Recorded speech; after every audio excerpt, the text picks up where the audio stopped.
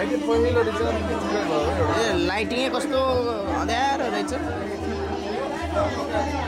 अस्ति भिडियोमा हेर्दा त कत्रो ठुलो लाग्थ्यो त यो हल यार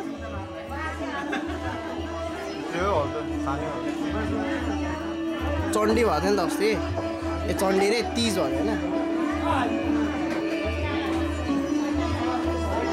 30 भएको यहाँ हो तिज यही त हो भने अस्ति मम्मीहरू यही आउनु भयो